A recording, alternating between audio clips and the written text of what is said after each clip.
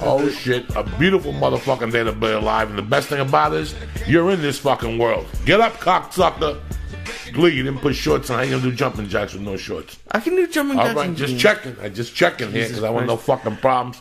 May 9th, what is it? May 8th, Wednesday. What's going on today? Something's going on. You came in. I get home from work at like 3:34 in the morning. He gets mad because I'm not fucking writing jokes, doing push-ups. You can't do this 24 hours a day. I'm not on blow. You can't. I walk in. You had 8 free seconds. Why weren't you doing dumbbell curls? I come in, people. He's sitting there on the fucking couch like a mambo. His face. Yeah, because I've been up all day. He's been sitting there for 3 hours. He got home at 3:30. He's been sitting there. He could have taken a nap for an hour. He could have taken a shower. No, because then I won't sleep for when this is over. You could have greased your hairdo back. Who am I being presentable for? You know what I'm saying? You haven't taken a shower since 8 in the morning yesterday. Your balls got to smell like fucking little Arizona. You know what I'm saying? Anything, I don't know what I did to deserve this in my old life. What I'm trying to say to you is anything better than sitting there watching fucking ESPN. That's what I got to problem. No, it's not. Not at 4 You're in the watching morning. ESPN. Not at 4 in the morning. About fucking basketball that got nothing to do with you. You know what I'm saying? You don't gamble, or you did gamble, and you came back on a fucking bus with Los Angeles a bus on your fucking. That 800 killed you, didn't it? You couldn't fucking sleep for like a week. Your Jew blood, a few days must have been boiling. Yeah, I could see it in your face. You were all discombobulated. You went off the juicer. You went to McDonald's. I didn't go to McDonald's. Every day you call me. I heard you were jumping up and down with Mexicans at McDonald's, having 18 cheeseburgers. I haven't been to McDonald's. Don't be lying to me, cuz. One of my good sources said you're at McDonald's. You went in there with a fucking disguise on. You have no sources. You sit at home and you talk to Superbad. That's your source. Superbad fucking knows. It's funny, I've had Superbad now. I haven't had him. But he's been in my life now for 6 fucking years, and you could tell. Like, Superbad's my fucking little buddy. It's what are you doing? You lighting these fucking things? Yeah, I don't know. I'm sorry my stove isn't a good lighter. You've been smoking for 30 years. Light this one for your Uncle Joe. That one was fucked up anyway. Light this one for your Uncle Joe. I talk to the people. All right. You're slipping, Lee. I'm slipping. Everything's good, though. It's fucking Wednesday. You got the week. I had a good day yesterday. I went to acupuncture. I fucking rolled a little bit yesterday, learning some shit. You know, it's just a typical fucking Wednesday. We had a great guest today. We got music. We got reefer. We got everything you need to make this day the fucking best day of your life. I don't even know what happened in the news, and I don't want to know. Yesterday, I took my wife out to dinner last night. She got home about 5, so I didn't watch not Barbara Walters, the other one, Diane Sawyer. That's my girl. I think I caught the tail end, and nothing was fucking going on. So I don't even know what's going on in the world. Fucking the Koreans, they shut the fuck up. You know, they finally went to Mount Fuji or some fucking restaurant. Nobody remembers Mount Fuji. Mount Fuji was the original. What do you call that shit? The original Benihanas. When I was a fucking kid, Mount Fuji was the shit, and they served you. They didn't give a fuck if you were 10. Those Japanese people served you. Did you know that, Lee? What? When I was a fucking kid. What? This joint is tremendous. It's a mix of like 9 different explosive reefers. It really is. It's like, I'm going to be so stoned. I've lit like 18 joints for you. I think that's what you just wanted me to do. Wait till I got the edible for next week, because my buddy told me that he drinks kale shakes too.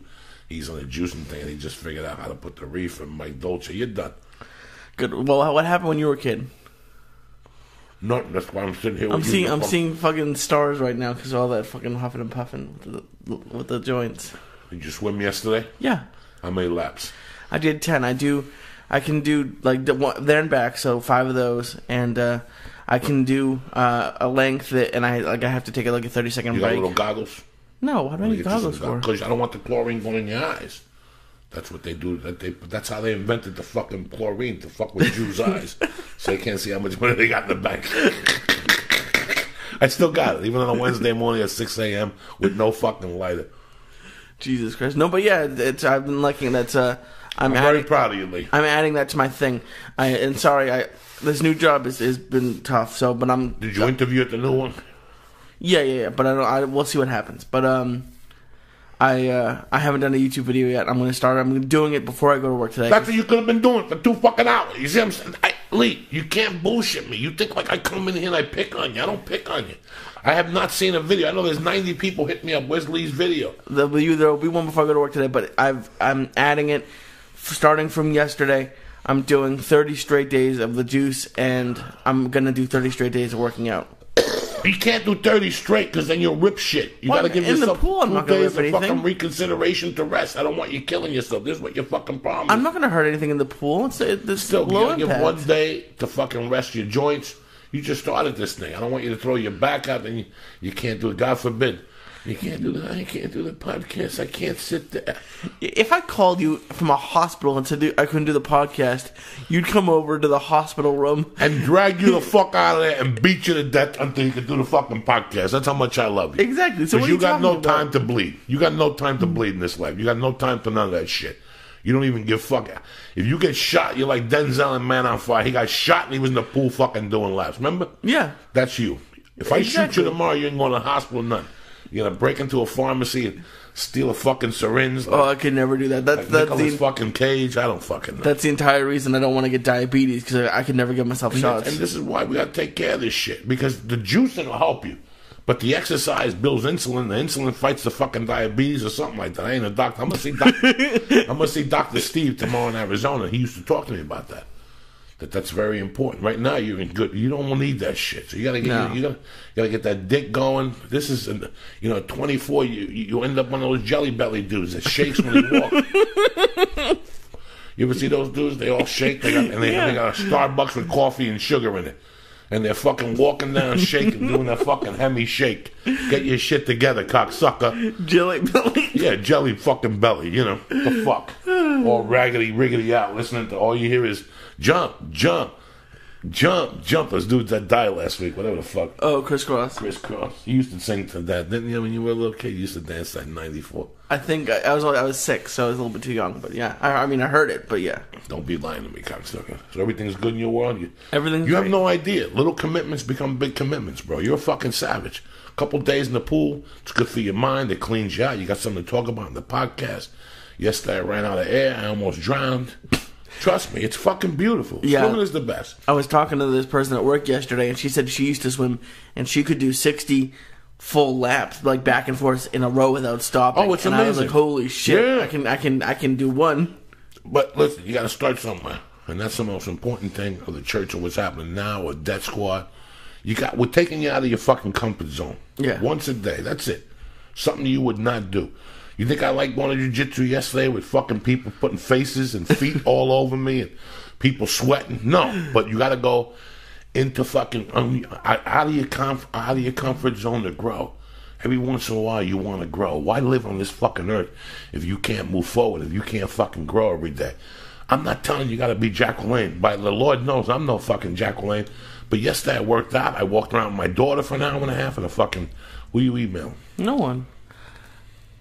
What? You walked around with your daughter? I'm watching you, cocksucker. You're sending fucking secrets to the Russians or the Cubans or something. Walked around with my daughter and you're burning shit. You're getting some sun. And that's all I've ever asked you. You think I come here and I break your balls, man? I'm not here to break your balls. I care about you. Yeah, you're turning into Bo Jackson, dude. I saw that 30 for 30 yesterday where he played football and baseball. You're doing kickboxing, jiu-jitsu. Everything. I'm fucking walking. I do the elliptical. I did a hem 4 shake this morning from on it. it's the little things. I went to that Papa Do's last week. And I'll get anybody from Austin to email you. First thing you do when you go to Papa Do's is you ask for the fucking bread to dip your gumbo or your lobster bisque. I ate there, but I didn't eat any of the bread. You know what? You got to cut deals with yourself. It's a little fucking deal. You know what? Tonight I'll smoke 3 joints, but I'm not going to drink alcohol. Tomorrow night I'll drink 2 joints. Tomorrow night I'll drink 2 margaritas, but I won't smoke reefer and I won't eat the...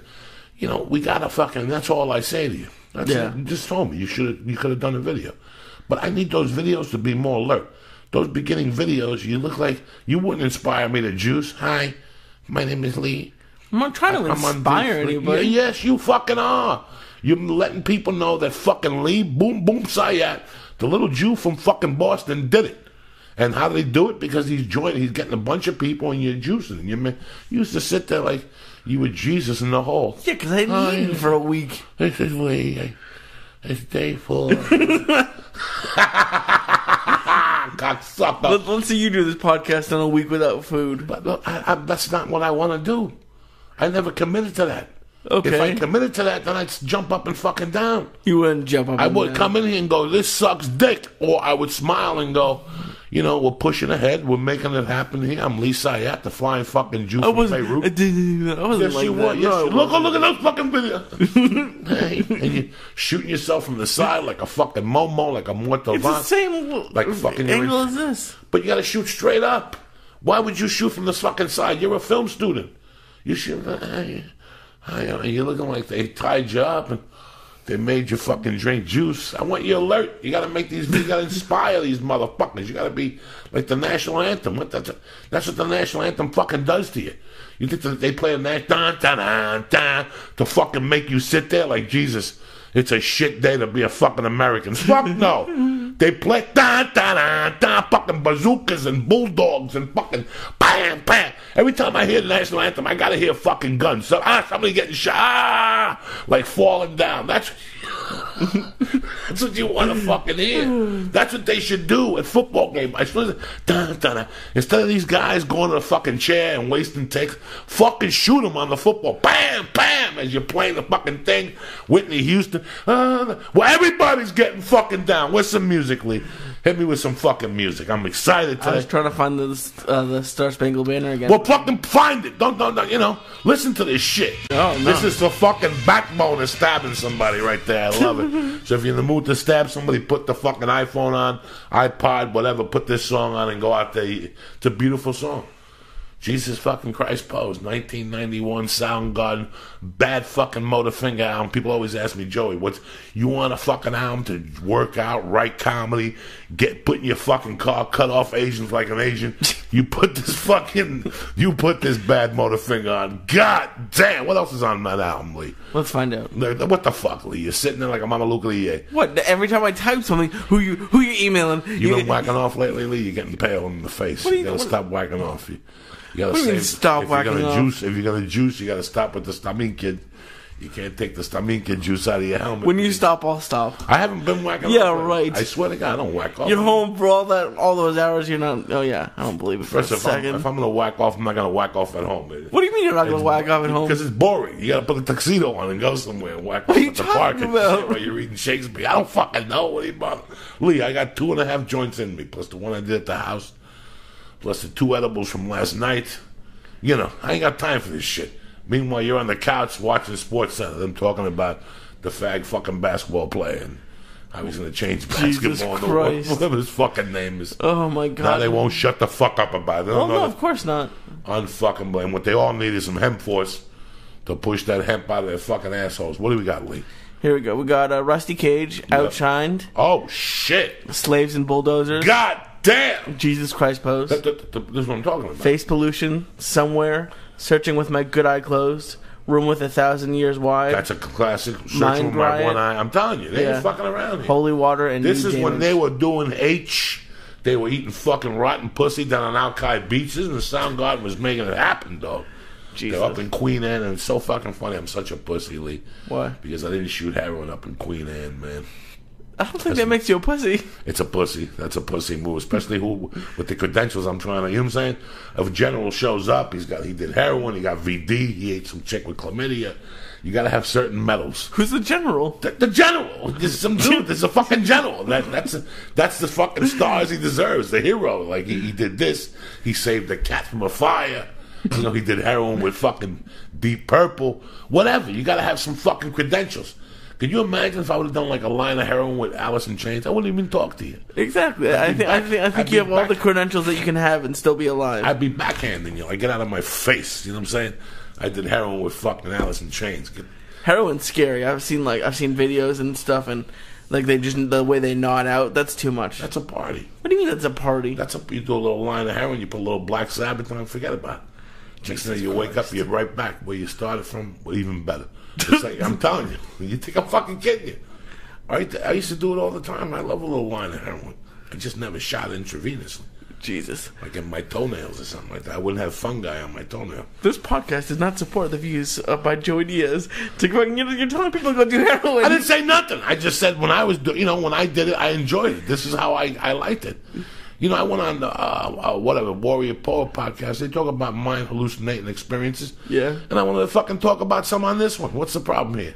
It's fucking heroin, dude. That's a scary mind, shit. whatever. It's a whatever. But first of all, you can't even fucking get it in most places. So What do you mean you can't get it? This is everywhere. You know how hard it is to get H unless you're in that circle? I have no idea. Nobody's ever come up to me and said, hey, bro, you want to buy some H's?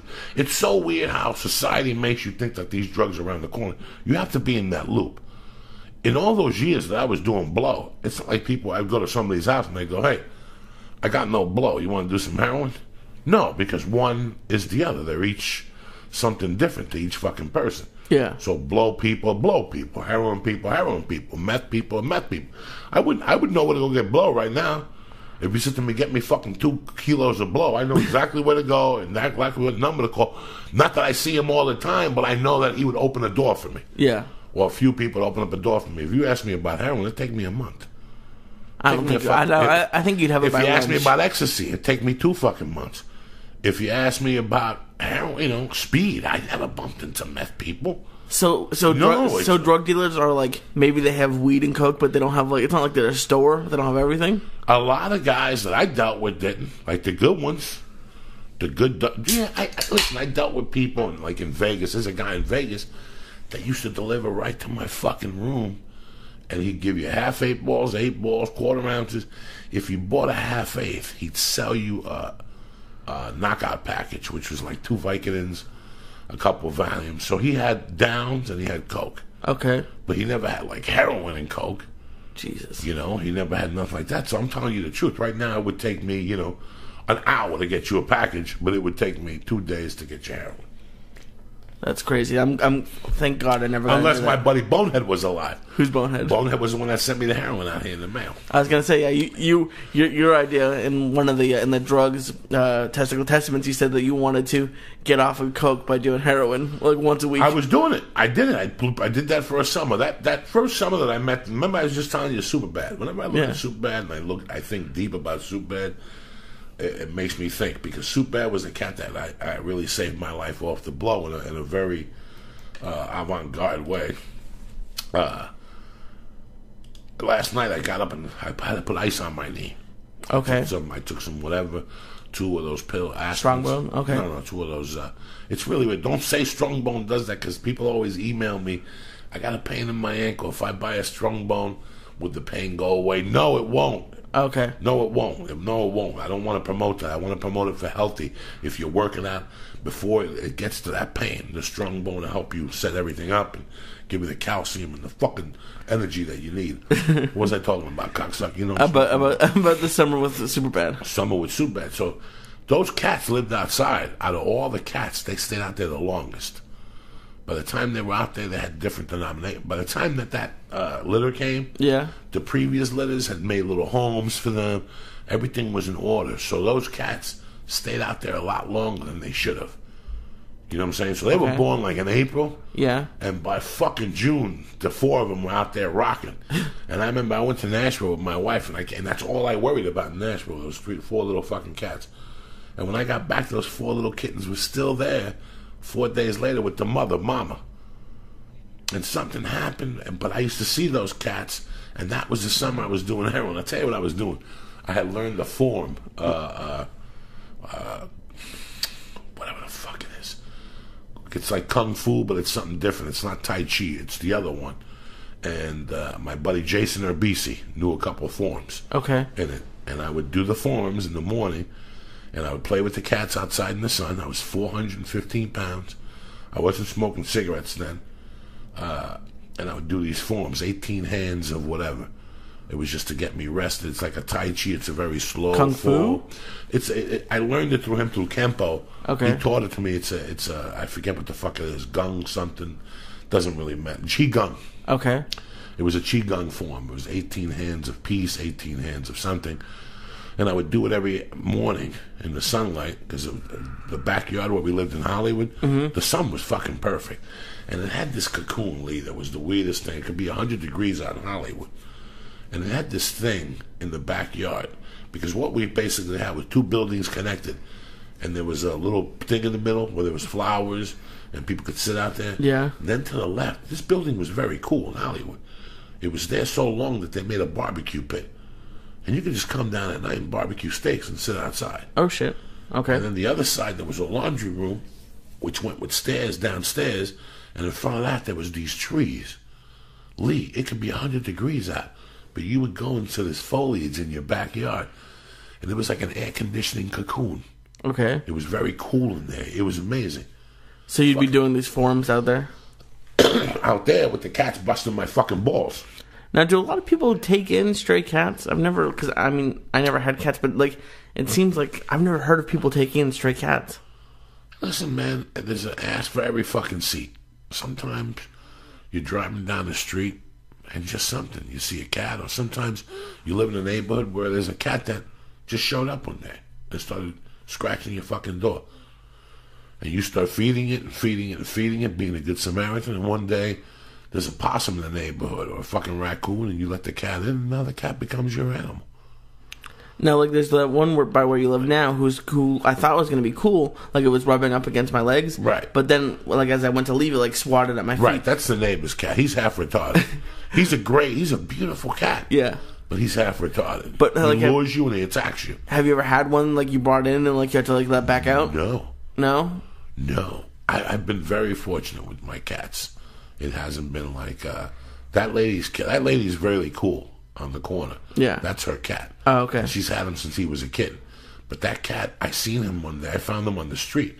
And I knocked on their door like 8 in the morning. Oh, your cat's outside. Because I know him. I forget what his fucking name is. Barbecue. I don't know what his fucking name is.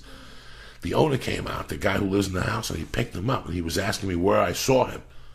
I go, he comes out through that back window. He pushes the screen in. And in the middle of that, the cat fucking scratched him. It opened up right in front of me. Like, it was tripping right in front of me. I'm like, you gotta go inside and fucking... That cat's crazy. That cat... One night I came home and he was in front of my house. I thought it was gray. Oh, okay. And I started petting him. Yeah. And the motherfucker started purring. Whatever, hissing. Oh, like, making that noise. Yeah. And I'm like, this ain't my fucking grave. Fuck this bitch. And then he did something else to me. He got in between my legs one day. Yeah. He laid down. He make believe he was cool. And then he turns into fucking Bela Lugosi. He's got claws and shit, so I almost punch him in the stomach. And now I don't fuck with that cocksucker at all. I see him on the corners and I walk the other way.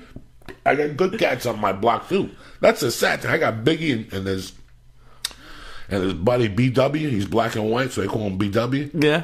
They're fucking huge. And another black shark, they call him Smokey. They all live in a house. They're a gay couple. Fucking really cool gay couple.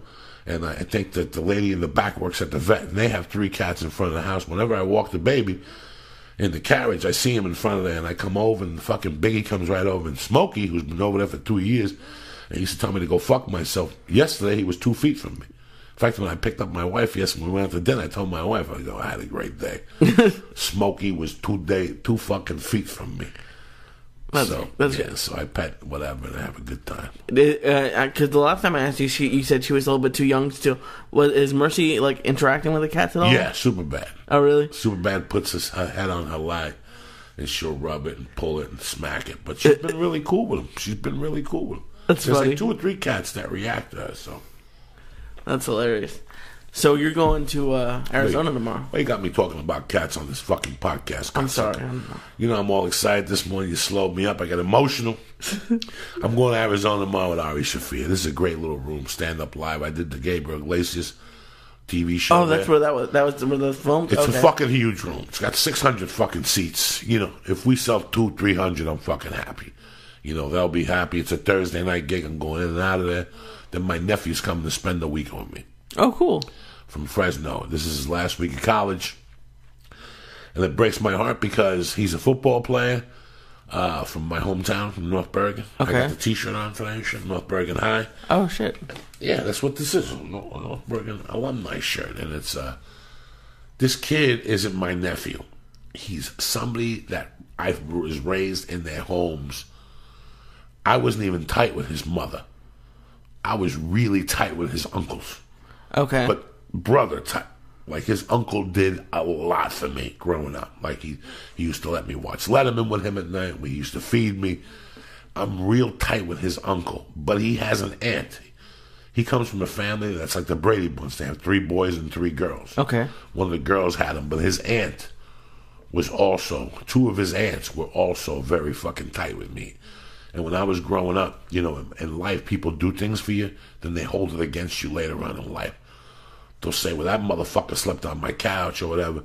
These people never fucking said that. But the girl, Janine, is the one that should really be, because when I was in my deepest cocaine fucking haze, when I was eating out of garbage cans and living with 2 T-shirts, this was the winter of '84, when I was just a mess. You know, I write about it sometimes. I don't know what happened to me, but that December I was a mess. And I would sleep till like 5 in the afternoon on somebody's floor, somebody's basement. I would just sleep till they got home from work. Wow. And I would get up and I'd wait till it got dark and I'd be hungry and I'd either go to Hashways with $2 that I'd get and they'd give me like a special for $2, or I'd go to Janine's house, Jennifer's house, and I would go around the back and she would bring me her father's clothes and I would take a shower and I would put on my jeans but with their T-shirt, and she'd get me like a spare hooded sweatshirt and she'd feed me, give me like a sandwich, and she never told nobody. Now, there's people in life that maybe she was getting high at the time, maybe she was a junkie. Janine's never touched a fucking drug. I don't even think she drinks. Oh, really? Today she's got 2 kids, a husband, and I told the younger sister, I go, whenever you see Janine, tell her this is what she did for me. I go, none of you motherfuckers ever knew, did you? She goes, we never heard those stories. I go, Janine wouldn't rat me out. I used to call her Wallflower. She never fucking ratted me out about those stories. I used to sleep on the downtown bed. That's crazy. We'll finish this in a second. What's happening, baby? How you doing, dog? I cannot believe you're fucking awake. Of course. How am I going to flake on you? Did you go back to sleep or did you take a little nap and wake up? No, I woke up around 6 or something, and then right when you text me, I was kind of like in a half a daze, and I just stayed up. What time did you go to bed? Am I on the podcast right now? Yeah, we're just talking here. What the fuck? Oh, okay. I didn't. Okay. What was the question? What time did you go to bed? Like 1 o'clock. You're a bad motherfucker. Eddie Bravo on the line, ladies and gentlemen. My brother, my fucking master, the man of the hour. What's going on, little brother? Man, just listening to your show. How was your heroin diaries? Oh, no. We're just talking about an 80. After I met you, I got in really bad shape in 2007. And my friend was sending me heroin, and I would do it on Mondays, and I wouldn't do coke the whole fucking week. And by the end of the summer, I had an idea. I was going to contact 60 Minutes and go, I got it. If you do heroin, you won't do coke. And I came to my senses and fucking rest everything. You know how that goes, Eddie Bravo. How was class last night, Eddie? Class was awesome, man. It was great. I had the 10th Planet Vista boys coming up from North San Diego. They make an hour-and-a-half drive every Tuesday. I love Tuesday nights there. So it was a good class. Every night's a good class. And you do classes 4 nights a week downtown. This is your new location. Yeah, downtown L.A. at the Tap Out Training Center. It's a beautiful place. I've been there for maybe 6 months now. I love it. I love everyone there. I love the management, the owner. It's awesome. And I teach Monday through Thursday nights at 8:30. So if you're worried about traffic, there's no traffic going up. So I got guys coming, like I said, from San Diego, from Simi Valley, from Antelope Valley, from Thousand Oaks. I got people coming from everywhere because it's right there, centrally located. We got some Costa Mesa come up every week.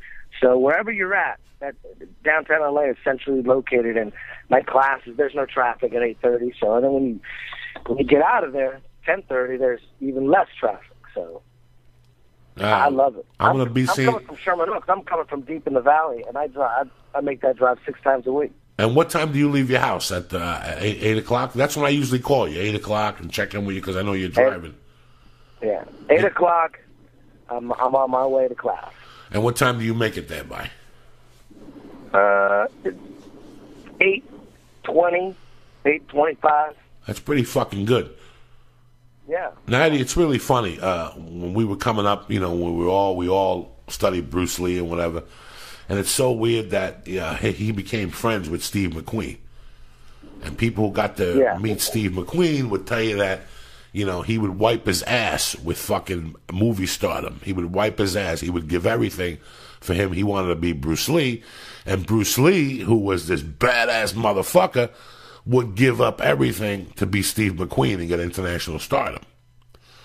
And it's so weird that I think the same with you sometimes, that I would give up everything to be as good as in jiu-jitsu as you are without training. Do you know what I'm saying? Yeah. Like, I watch your videos. I watch you, Marcelo. You know, I watch the Renner boys, the Gracie, but you're a fucking star. And I was telling somebody about this, and we were talking about your predecessor, you know, the guy who you learned from, which is John Jock Machado. And they said he's a great teacher. But the person also said, but Eddie Bravo is a better fucking teacher. You know, and I what did you take from John Jock Eddie that makes you such a great teacher? Well, first of all, Jean Jacques is a legend. I don't think I'm a better teacher than him. I've learned so much from him. I mean, I can't even tell you. It would take me 2 hours to explain all the stuff I learned from him. He's awesome. And the greatest thing about Jean Jacques is it was kind of obvious early on that I was taking an unorthodox path in jiu-jitsu, you know, because it was the UFC that got me into jiu-jitsu. Jiu-jitsu didn't get me into the UFC, so I was a UFC fanatic. When I saw UFC too, I was obsessed with the UFC, and jiu-jitsu was a way for me to be involved. It's like, wow, I don't want to be in a cage and fight, but jiu-jitsu is sort of like UFC, so it was a way for me to participate. It was awesome because I grew up a big football fan, and I love playing street football and flag football and shit like that. But anyways, so when real quick as a white belt and a blue belt, I saw that the gi was a problem in the UFC. I saw that in the beginning, hoists, you know, no one knew how to fight on the ground, so bad gi habits really didn't come into play. But after a while, when people learned to defend jiu-jitsu and everyone started training jiu-jitsu, the gi became a big problem. So right away, as a white belt, blue belt, and purple belt, I started to question the gi and its purpose in MMA. So, but Jean Jacques never discouraged me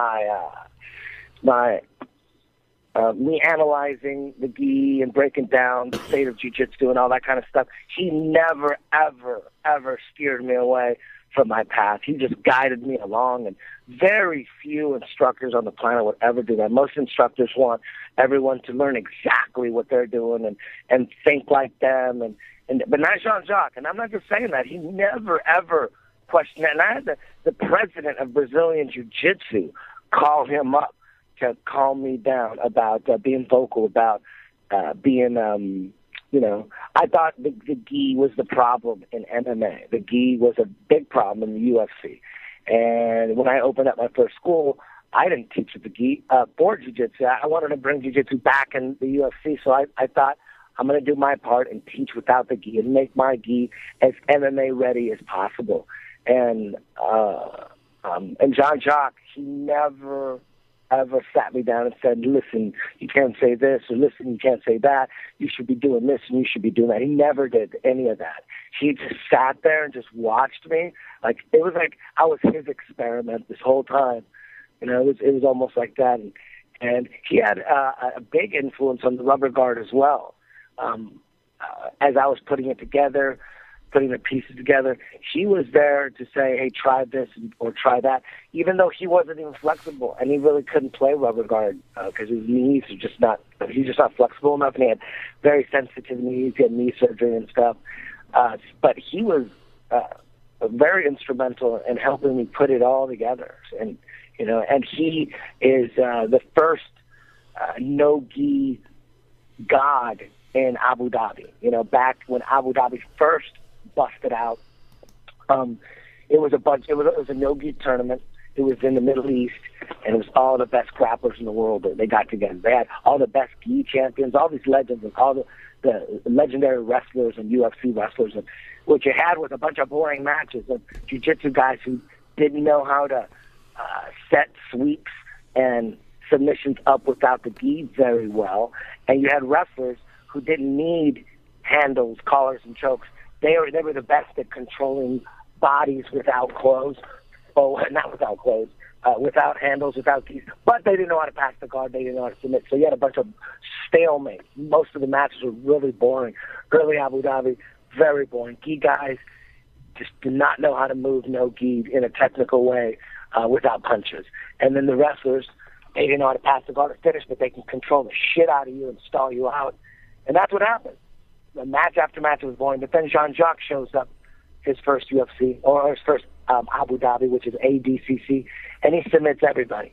He submitted everybody and took the gold. All of a sudden, a star is born. He basically saved Abu Dhabi. It looked like garbage until Jean-Jacques showed up. And the reason he showed up in... What year was that, Eddie? That was 98, I think. Hey, Eddie, it's Lee. When did you start jiu-jitsu? I thought you had been doing jiu-jitsu for, forever. It sounds like it's new. I started jiu-jitsu, I don't know, it's 19 years ago new. I started it in 94. Okay. So you're doing music and other stuff before then? Oh, yeah. I was producing music on boxes and shit when I was 10. I was making music my whole childhood. All through my teens, I was playing drums in speed metal bands, big metalhead into the German thrash scene. All through my teenage years, is writing satanic lyrics, and then moved to Hollywood. Made the big move in '91 when I was 21. I thought I was going to get serious. Moved to Hollywood from Orange County to really get serious about music, and I wanted to stay in shape, so I wouldn't be a fat rock star. I was really concerned about that. I looked at Yngwie Malmsteen, he got fat, and all these guys were looking like shit. I didn't want to be that guy. And I got into martial arts. I was a big Bruce Lee fan.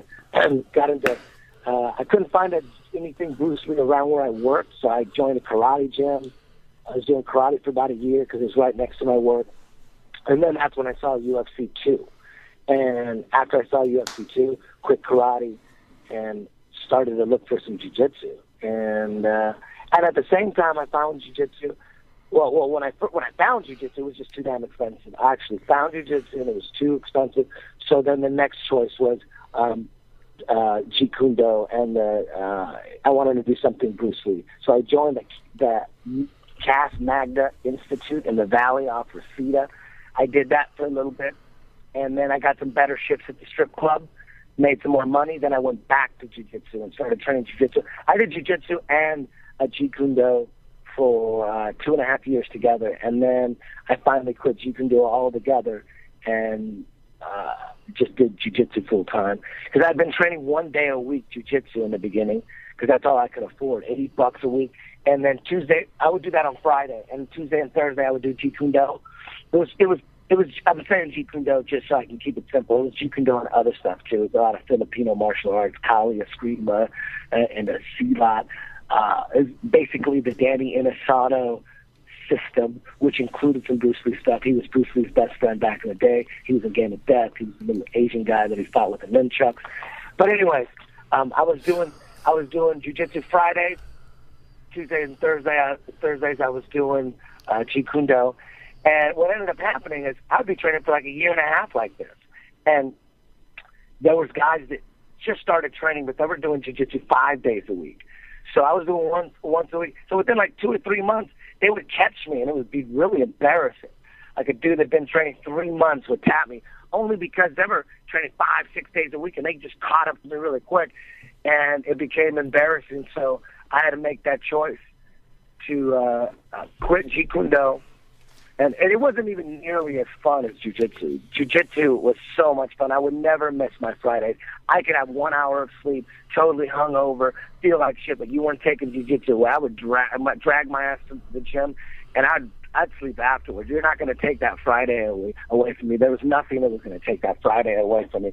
But when it came to Jeet Kune Do, man, I could be driving to class, and yeah, if I just coughed once, I'd go, you know what? I shouldn't be training. Make a U-turn, go back home. I was looking for reasons to not go to Jeet Kune Do. Just like punching the air and punching the bag. There wasn't real sparring or anything. It's not that fun. But jiu-jitsu, you spar 100% from day one. And back then you did at least. And it was just so much fun. I couldn't wait I would be hysterical I would run red lights. And when I would get there to class, I would always be running a little bit late because I drove a long way. It was just so much traffic, and I had work. So I'd always get there like 20 minutes late. And while class is on, I'm in the dressing room going nuts, changing, like hysterical. Like I couldn't change fast enough. And I had real long hair back at the time. My hair went down to my waist. So it took me forever to tie that motherfucker up in a ponytail and then wrap it up and put a bandana on top. And then, oh man, and then I was hysterical. So I had to quit Jeet Kune Do and do jiu-jitsu 4 days a week. And from that point on, it just became an obsession. A great way to stay in shape. And once you quit Jeet Kune Do, you started going to jiu-jitsu 5 nights a week? 4 nights. Monday, Wednesday, Friday, and Saturday. And that was John Jock in the beginning for you? Well, in the beginning, yeah, it was John Jock from the very beginning. It was the very beginning, yeah. Wow. That's amazing. And you got your black belt from John Jock recently, or how long ago? After Abu Dhabi? It was right after I competed in Abu Dhabi in 2003, so it's been 10 years. God 10 years. So it took you 10 years to get your jiu-jitsu black belt? It took me 10 years, and immediately I opened up 10th Planet. We're actually having our 10-year anniversary, 10th Planet 10-year anniversary. May 31st. May 31st, it's Friday. Everyone's welcome. It's at Bardo on Vine, about a block north of Hollywood Boulevard. It's called Bardo. Friday, 10 o'clock to 2 o'clock. We're going to have promotion ceremonies. We're going to have all the moons, all my schools from Southern California there giving out promotions. And you're even going to go up there and do a little set. Right? Absolutely. Abso-fucking-lutely. I'm going to come down. Thank you very much for that. I appreciate that. Oh, please. This is your family, Eddie. Out of all the people I run with in L.A., I mean, the other day, Lee, with Flying Jew over here, was saying that he talks to his father every day, he talks to me every day. And I talk to Eddie every day. At one point of the day, I call Eddie, I check in, see what's happening. I yell at him about something. He sits there. Yeah. I tell him about the fuck. Yeah. A 10th Planet Hartford is doing this shit. You know, because I watch your schools. I love what you do, you know.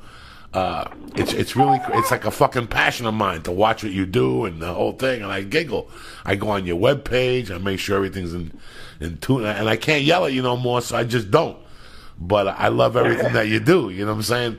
And another thing that we have in common that's, you know, you talk to people, Eddie Bravo, and they bullshit you. Everybody wants to sound, you know, especially in this area, everything's fucking amazing. If I hear one more person tell me fucking amazing, I'm going to stab them. I'm going to fucking light their eyeball with this joint. But we're fathers, Eddie. And we hung out 8 years ago and we weren't fathers, and we know how crazy we are. And now we're fathers, and we talk to each other like we're fathers. When we talk to each other now, there's no more craziness. It's what is your boy doing, is what is my daughter doing. What's Mercy doing, what's D doing, and that's it. Yeah. We used to talk about the Indians showing up and how you embarrassed Joe and took his car in Germany, and we talk about all this craziness. We talk about, you know, the night when you brought the black chicks into the VIP area and you left him there with me and Joe Nola. That's the day he decided to shave his head, was that night when you let us. It was all over. He was steaming. And we called each other the next morning and we fucking howl. And now we don't even howl no more. We're like, what's going on over there? I'm over here babysitting. Boy, he just took a big shit, and I'm over here watching her turn, you know, and it's just fucking hysterical how life changes now. You know, we were always talking about what you did. I was in Austin last week, and I was like, man, is there a Fogo de Chao in Austin? I was just thinking on the drive in, I felt like eating meat, and I'm like, yeah. And I went to that Fogo de Chao with Eddie. And I was thinking about that night we started drinking at the Fogo de Chao, and that's the night you went into the hotel room, and it wasn't your hotel room, and they chased you, and you fell and hurt your knees. Yeah, oh my God. Can you fucking believe this? Is the shit I think about on the road when I'm sitting there in a cab, driving. I'm like, when was the last time I was in Austin? Let me think. It was me, you, Alex Jones, Aubrey, right? Yeah. It was a bunch of us. Yeah. And we went, and your fucking Indian started early. And we went and did a show, man. And then I lost you.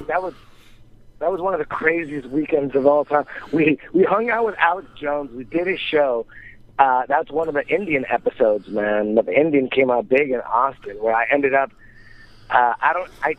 They threw me in a cab. They sent me to the wrong hotel. I'm standing in line at the wrong hotel, and that's when I woke up. I don't remember the cab ride there. I just woke up looking at this hotel clerk just standing right in front of her, and I woke up right there going, where am I? I was in the wrong hotel. They were going to call the cops on me. They go, I don't know what I said, but it was a black chick. She goes, I'm going to call the cops right now. And that woke me up. When the cops, those code words, it's like when you're under hypnosis and they say a word and you wake up, the cops, that woke me up. I looked around and I thought, oh my God, where am I? And I slowly just walked out like nothing. I just walked out, and as soon as I walked out, I thought maybe she already called the cops. I started running full clip, and I'm slow as fuck, but I was running as fast as I could, turned the corner. I had boots on that had no traction, and I slipped and fucking scraped my knee up, and I woke up the next morning, and I'm in my hotel. I don't even know how I got there. My knee's all bloody. And I'm laying there. It's 9 o'clock in the morning. I got my clothes on still. My pants are ripped. Like, how the fuck did I get home? I had no idea. And then you're telling me and Joe this story, and I got Joe for an hour on the plane after that. Joey, he's blacking out. What's next? He's blacking out. Joe, who gives a fuck? He's having a good time. He's having a good time. That's all that matters. Who gives a fuck if he blacks out? He's having a good time. I blacked out 1,000 times. I had a great time. You probably told that black chick you're going to tickle her asshole with an Indian feather. And she's like, fuck you. I'm calling the police, you Indian motherfucker. But it's just so weird that we talk now and it's... what is that? that was when I rolled down my window in my car. I'm sitting in my car. The cops pulled me over and made me pull off my window tint on the side, so the inside of my window is all sticky. And it's so embarrassing when I pull up to the gym and I got to roll down the window to get that parking ticket. And if anybody's walking around, it just sounds like a pterodactyl just got shot out of the fucking sky. Want to hear it? Here it goes. Hold on. I didn't know what that fucking was. I think you had a chicken in the trunk. So you're out in the fucking car talking to me. Yeah, 'cause I don't get reception in my house too good. So oh, okay. I thought you were in the car. Important calls I gotta make. I gotta drive down the street. Fuck AT&T. Fuck you. Hey, listen, man. This fucking Sprint phone I got the new iPhone. Sprint kept sending me emails. You're a value customer. You're a value customer. And then I seen Red Band tape Joe one night on stage, and I saw what the camera does. It's fucking amazing. So I went to Laurel Canyon there. They have the old Sprint phone was on cold water, and they closed it down. And they got to Laurel Canyon. I went over there. I got my phone. Eddie, I've had this phone 2 months. Somebody told me the iPhones are great. Just don't drop them. They're like, the iPhone's the best thing in the fucking world. Just don't drop it. That's when it starts fucking up. Do you know that for the first time in 10 years, I'm with Sprint. I can fucking call you from under the pool. Do you know what I'm saying? My phone rings in the fucking air. Eddie, it's been fucking up lately. My fucking Sprint has been fucking up lately. I'm kind of upset now. How's it fucking up? It's dropping calls. People that I used to talk to all the time. The fucking phone is dropping during conversations. I think this fucking Obama shit. Get used to that. Yeah, you get used to that shit. Yeah, but this is Sprint. This ain't AT&T. With AT&T, it's an occupational hazard.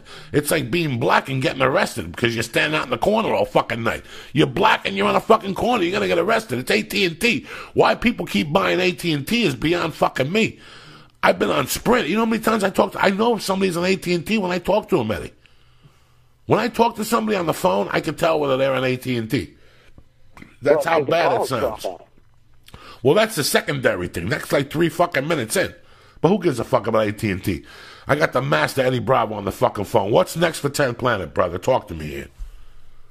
Like I said, the 10th Planet anniversary party, that's immediate. Then, you got headquarters everywhere now. You got headquarters in Germany, fucking Connecticut.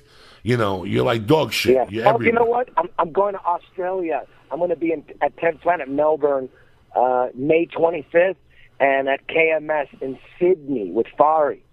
He's a great guy. He's hosting that seminar. He hosted my seminar about 8 months ago, and I was also at 10th Planet Melbourne. So May 25th, May 26th, get on the Nibiru forum and get some more info on that. And then I'm going to be in Mexico City, June 22nd, I think. 10th Planet Mexico City. Also June 15th, Danny Procopos, first 10th Planet black belt. He's going against Justin Rader in a super fight at the Midwest Submission Challenge. That's in St. Louis. So June 15th, there's a submission-only tournament. Everyone's welcome. It's a tournament like Naga or Grappler's Quest, except it's submission only. And the super fight of that event, like I said, Danny Procopos, my first black belt against Justin Rader. It's a 20-minute match. No points, no advantages, submission only. So watch out for that, kid. Now, what's going on with that new league you were working on? The punches, and then when you get to the floor, there's no punches?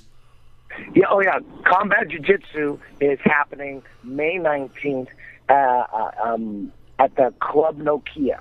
It's on the University of MMA show. That's an amateur show. They have the best amateur show in California, University of MMA. We have 2 combat jiu-jitsu matches happening on that card. And combat jiu-jitsu is, you could look at it as super tame MMA because there's only strikes on the ground. Standing, it's just wrestling. Or you could look at it as extreme jiu-jitsu because to jiu-jitsu guys, it seems extreme because you could punch in the, right in the face, punch the head when you're on the ground. As soon as one guy's on the ground, you can start punching. Standing, it's just wrestling. So look at it, like I said, it's tame MMA, super safe MMA, or extreme jiu-jitsu. It's for guys that are on their way, the grapplers that want to do MMA, but they want to take some baby steps, and this is the perfect sport, the perfect arena to make sure you want to get in the cage, Try it first with strikes on the ground, then later try it with strike standing. Because strike standing, if you get in there too soon, man, you could take a shin right to the head, and that could just change your shit altogether. So all you grapplers out there, if you're looking to do MMA, I suggest you get into combat jiu-jitsu. It's coming.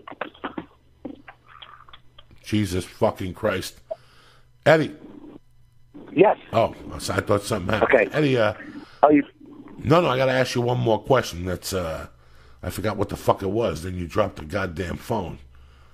I know what I had to tell you. Eddie, whenever I travel, I got to be honest with you. Whenever I travel, people come up to me and they go, great that you came to town. Then I get the people that say, where's the Flying Jew? But I always get one 10th Planet t-shirt at all my comedy shows. And I always get 1 or 2 guys that come up to me at the end of the night and they ask me how you are. Are you very serious? They always want to know about Eddie, and it fucks with my head. Because why does it fuck with your head? Because they all take something from you from different avenues. Like this guy came in and he said the book was the best thing that ever happened to him. About 3 months, a guy came in and he had taken all the pictures from the DVD I did with you, my stomach hanging, and he made me sign all of them. And he said that his jiu-jitsu game was fucking shitty until he watched your DVD. And he learned so much from your DVD at home that he wasn't able to go to his little school and put beatings on people, And that's really weird that people take something from you on every level. People see me on stage or they hear me. With you, they read about your technique. And I've read your book. I've looked at it. I don't know what the fuck you're talking about. I get all fucking confused. I know the chapters, that other things you have in there about your life and whatnot. But these guys all take something from you. And that's pretty fucking remarkable. These are the things I don't say to you, So you're doing God's work, man, with your little fucking DVDs and your books and your Naburi Forum. There's a lot of people that don't have 10th Planet. There's a lot of people that have green belts, blue belts teaching they're learning from a blue belt at a YMCA in Tennessee. Do you know what I'm saying? Yeah, it's pretty crazy, man. It's fucking crazy. Yeah, it's hard to wrap my brain around it sometimes. I actually have to remind myself how crazy it is, and I every day I'm reminding myself how lucky I am, and I try to get into that appreciation zone where you think about it enough, and you just, it's like meditation. You can't overlook how lucky you are. All of us, we're all lucky. We're all superstars, you know. Compared to people that live in Liberia or in fucking Guatemala, you know, we're all rock stars. We are. That's the reality. And you gotta remind yourself of how lucky you are every goddamn day, man. And it's crazy how our audiences they cross over all the time. I mean, you know, throughout the 10th planet, the history of 10th planet, you've been right there, man. Everyone knows that me and you are boys. You know, everyone knows you've been in my DVD. You've, you know, so many of those 10th Planet Cushes that we did. And, you know, your comedy and 10th Planet Jiu-Jitsu are intertwined forever, man. Every show you go to, there's going to be some 10th Planet people there for sure. All the fucking shows. And every seminar that I do, there's Joey Karate fans, there's Joey Coco Diaz fans. Every seminar, everybody knows you at my seminars. Everybody. They're all fans of yours. So, you know, obviously you got way more fans than I do, but there's always going to be a couple 10th Planet fans at your shows no matter what, always. Oh, but I know how they come up to me and how they're like, you know, you walk in presence, Joe Diaz. You know, Eddie Bravo. It says it on this page in the book or this video. It's just great to see what you've done, man. And I'm proud of you, and it's really great to call you my little brother. You're a fucking savage. Yeah, man, I appreciate every day you call, man. I'm like, go ahead. Now, are tickets on sale for this on May 31st? What are we doing, Eddie? No, you just show up. You just show up. That's it. Just show the fuck up. We're going to have guys from 10th Planet Burbank, 10th Planet Van Nuys, 10th Planet Vista, 10th Planet Riverside, 10th Planet Corona. The Phoenix boys are going to show up. I'll see them tomorrow night. John Bontello and the boys. I'll see them at my show tomorrow night. Yes. John Boteo, he's head instructor at 10th Planet Phoenix. He'll be at your show. Yep, he'll be at the show tomorrow night. So, see, this is what I'm talking about. They emailed me last week already and said 10th Planet was in the house. They're bringing bazookas, weapons, shin guards, mouthpieces. They're bringing everything with them. Yeah, my people love you, man. They love everything about. Everyone misses them 10th Planet Cushes. You know, maybe one day we'll do one more just for old time's sakes. I love doing those 10th Planet Cushes, man. Your reviews of the UFC, no one even comes close. You got all these new UFC shows popping up on Fuel, all this shit. Like, I can't believe they overlooked and haven't noticed what you've been doing with them UFC reviews. If there was a 10th Planet Cushion on Fuel TV, oh man, that would be the highest rated UFC review show ever. You'd break all records. Well, look at what's going on now. I can't believe Dana hasn't seen that yet. Hey, I love Dana White more than anybody. Dana White thinks Chael Sonnen is the new White Hope. You know who the new White Hope is? Fucking Roy. Roy, fucking with his little stomach, whatever his name is. Roy Nelson is the next. Nobody fucking knows what they have, Doug. For years, he kept thinking it was Chael Sonnen. Chael Sonnen's going to bring white people back. You know who's Roy Nelson's bringing white people back, and real white people. White fat people that have been in the corner eating cheese all their fucking lives. That's who he's bringing out. So you never know, Doug. You never know who the fuck. You know, hopefully I'll be on Fuel someday. Tell them these call him Doom Come Kim. I love you, Eddie Bravo. Thank you for calling. I know it's early for you. Hopefully I'll see you today or tomorrow. Thank you for having me, man. Hey, also I wanted to let people know that I just started my own web podcast as well. It's called Eddie Bravo Radio. It's on iTunes. It's on Stitcher. If you got 3 hours, you know, each episode's about 3 hours. So if you need time to kill, you got a long drive to work, or you're at work and you could listen to the headphones, it's a great time killer. Eddie Bravo Radio. Thank you very much. Love you, buddy. Give the wife and the kid a kiss. Thank you. Stay black. He's a great fucking guy. Yeah. I'm lucky to have him around, man. He is. Hey, fucking Ali. Roy Nelson's the great White Hope. I love him to death. That's it. Anybody could show up with a fucking six-pack and save you. Let me see a fat guy walk up with a fucking beard and knock motherfuckers out.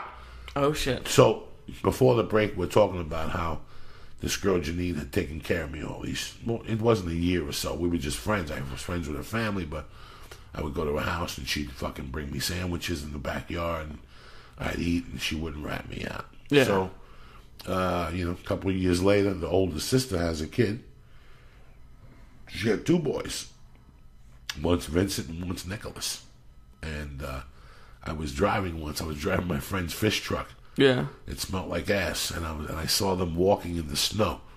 And I pulled over, and Nicholas was 2, and Vincent was like maybe 4, and she was walking with a bag, and her car got stuck, and they had to walk home, and I gave them a ride home. And I became tight with her. I would stay with the brother. Whenever I would go to Jersey and do my comedy shows, the brother lived on the 34th floor of a building, and I would sleep on his balcony. Jesus. He would let me sleep on the balcony at night. So this family is tight with me. This kid graduated high school a year ago and got a full-fledged scholarship for football to Arkansas. Oh, cool. But his grades. Something happened with his grades. They didn't do the paperwork in time, the grades. So they made him come out and transfer to a college, a small, junior college. Mm-hmm. And then he was going to play football for the college, but the coach left to a bigger college. So now he has to transfer to either Riverside or a school in Brooklyn who's got a great JUCO team. So it's really weird that when I first came to Colorado, I was alone, Lee. Mm-hmm. I was fucking alone in Boulder. And Snowmass Village was, at that time when I first moved to Colorado, was a town called Basalt, Colorado. It's underneath, and I lived in a place called Holland Hills, Colorado. It was a resort, like on the right-hand side as you're going to Glenwood Springs. Okay. And we lived in there. One of the guys that lived with us, one of our roommates, had a sister and a brother-in-law from California. And she would always come over to bring her brother food and would always say, if you guys, you're always welcome at my house. And the guys would always go, yeah. And one day she came over to bring him food, and she goes, Coco, if you want, my husband will really get a kick out of you. He's from Virginia. And I went over there, and I became friends with the uncle and with the husband. It was funny that every Friday after work, she would pick me up, take me to I'd take a shower. Yeah. She would pick me up. We'd smoke pot. I was 19 or 20, and she was probably 32 or 33 or 35. They didn't have any kids. And I'd smoke pot with her, and then she'd pick me up, and she'd take me over, and they lived in a trailer. And then he'd smoke cigars, and we'd watch men movies, Rambo, any Charles Bronson. And here I was alone in this city. I didn't know anybody, and they made me feel at home, and they would cook for me. And I didn't know when this dick was going to come out. I thought they were going to tie me up and make me suck a pussy or something. But they were just fucking good Americans. They were good fucking white people. She was from California. She was a hippie chick with freckles, really cute. Yeah. And he was from Virginia. A bus driver from Virginia that had been in the service. And now he was a bus mechanic. He was very good with. So one night we're watching Scarface, and we're talking about guns. And I go, look at that fucking gun. It's whatever, blah, blah, blah. At that time I knew guns. And he goes, you like guns? And we closed the fucking door, and he pulled this couch over, and he picked up the fucking metal thing that he had. And in that thing, this motherfucker had machine guns, bazookas, explosives, bombs, grenades. Jesus. He was like an ex-fucking paramilitary fucking nut. And these are the people you meet in Colorado. The short story, they were friends of mine till I moved. And I would meet them on the weekends. And after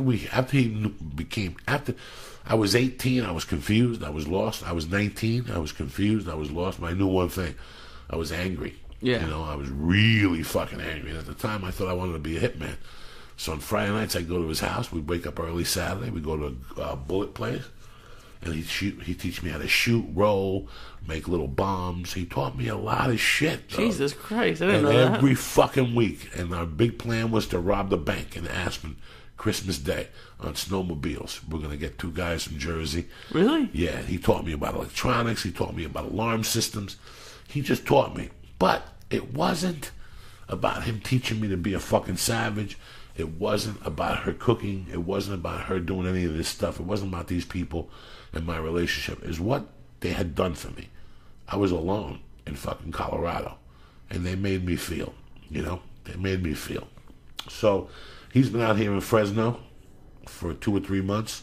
We talk on the phone every day, me and my nephew. Every day I yell at him, yeah, because I could tell he's a fucking, Coco, I'm fucking bored out here. What the fuck, these people? And I gotta say, hey, listen, you ain't here for a fucking social life, a cocksucker. You're here to hit the fucking books. You know, so last night he called me and I'm like, what's this fucking noise? And he goes, I'm in a Starbucks because the Wi-Fi in our dorm don't work and I got to do this last paper of the year. So I beat the kid up a little bit. You know, he grew up without a dad, him and the mother. The dad broke up young, so he's been raised by the grandfather. And the kid, you know, I got to push him a little bit. But I always think about what Fred and Joy did for me. I was alone, man. I was fucking alone. And I hated going out to bars. Yeah. And I didn't want to do blow. And these people didn't do blow. They didn't drink. They smoked dope. He smoked cigars and they ate. She would make a big fucking thing of lasagna or, you know, a big chocolate cake for me. And you can't forgive that. You can't forget that. No. So what I want to do for my nephew this weekend, he's going to come in on Friday. He's taking a train to Burbank. So Friday night we're going to go work out, you know. He doesn't get high. He doesn't eat edibles, nothing, you know. I got to go tell him a story. I got to tell him a few stories because some shit happened with his family that he doesn't know about. I don't really think he knows what his family did for me growing up. Yeah. He doesn't really understand and his uncle is my main.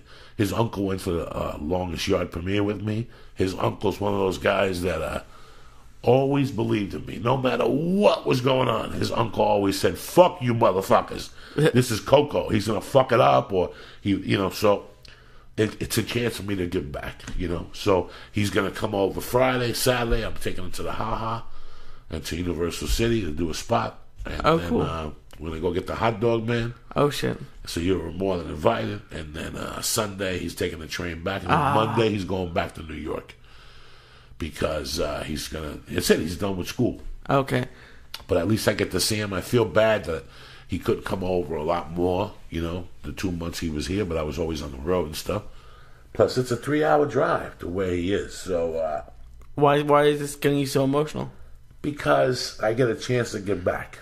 I get a chance to do for somebody what society did for me without asking for it. I didn't ask for it. I didn't ask for those people to be nice to me. Yeah. You know? They had no reason to be nice to me. I wasn't, I wasn't Mr. fucking All-American. But these people didn't give a fuck. Obviously, I filled the void in their heart, and obviously they filled the void in my fucking heart. So you learn. You learn about life. These are the things that you don't know about when you're 24. You don't know why they're happening. You don't know why they're happening. You're like, why is this guy being nice to me? Why is this guy opening up his home to me? You know, are they going to fuck me in the ass? Am I going to wake up with a roofie with naked pictures licking the dog's balls? So, and when, you know, like I tell people, in my life, a lot of bad shit could have happened. And it didn't. You know? Am I lucky? Am I better than somebody else? No. I just, you know, God deals cards at you. What you do with those cards is up to fucking you. It's a beautiful motherfucking Wednesday to be alive. We had Eddie Bravo on the podcast. I came and woke this fucking cocksucker up. Let me give some shout-outs to some beautiful motherfuckers here. Manuel Gomez, I love you. Death Squad everywhere. You bad motherfuckers from Harlem. The Death Squad, Michigan, Grand Rapids. I see what you motherfuckers are doing.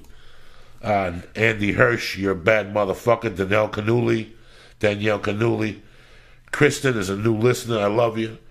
Spit Shine Tommy, thank you for following Bobby Slayton. Tony LaQuasto, Chris Morgan, you motherfuckers make this podcast by listening. What do you got planned for the weekend, Cocklicker?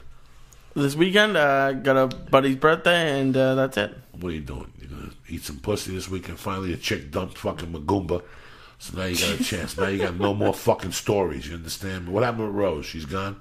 No, she's still there. You still talk to Rose? Yeah. You still sending naked pictures of yourself? No naked pictures, you piece of shit. You fucking cocksucker with your little Sinbad the Sailor anti-Jew beard.